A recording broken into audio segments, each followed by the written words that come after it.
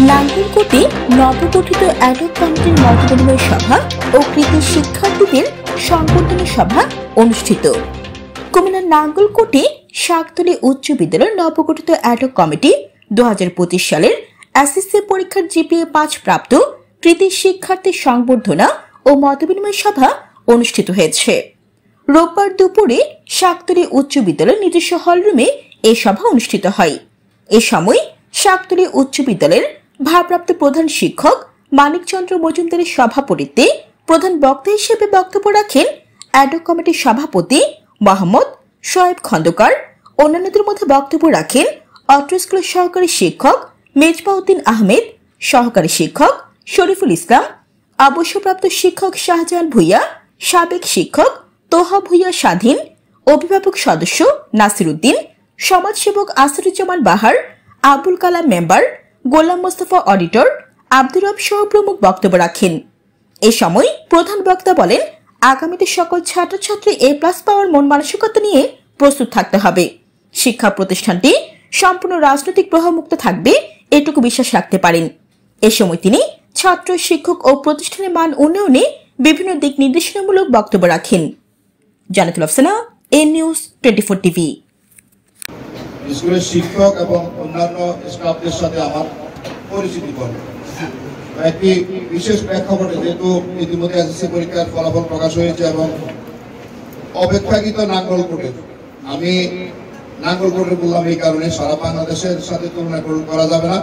নাঙ্গলকোটের এবারে শিক্ষা ব্যবস্থার যে চরম অবনতি হয়েছে এসএসসির ফলাফলে, তার মধ্যে আপনাদের এই ঐতিহ্যবাহী শাকতলী স্কুল তার ঐতিহ্য ধরে রেখেছে, এখানে একটি ভালো ফলাফল করেছে। এই জন্য আপনাদের সবাইকে শুভেচ্ছা এবং অভিনন্দন।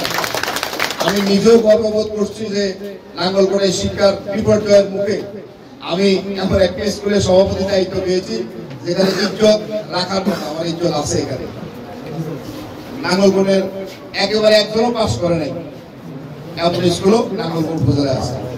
অত্যন্ত নির্মম, অত্যন্ত দুঃখজনক যে শিক্ষা ব্যবস্থা বিগত 15-16 বছরে একটি ফেসিবাদী সরকার ব্যবস্থার কারণে, একটি লুটেরা সরকার ব্যবস্থার কারণে, দুর্নীতিবাজ একটি রাষ্ট্র ব্যবস্থা পরিচালনার কারণে সর্বশেষ যে প্যারেকটি মারা হয়েছে সেটি হচ্ছে শিক্ষা ব্যবস্থার উপর। আমাদের প্রতিবেশী একটি রাষ্ট্রের গভীর ষড়যন্ত্রের ফল আমাদের শিক্ষা ব্যবস্থাকে ধ্বংস করে দেওয়া। প্রিয় শিক্ষার্থী ভাই বোনরা, আপনাদের নিকট আমার একটু বিশেষ অনুরোধ থাকবে।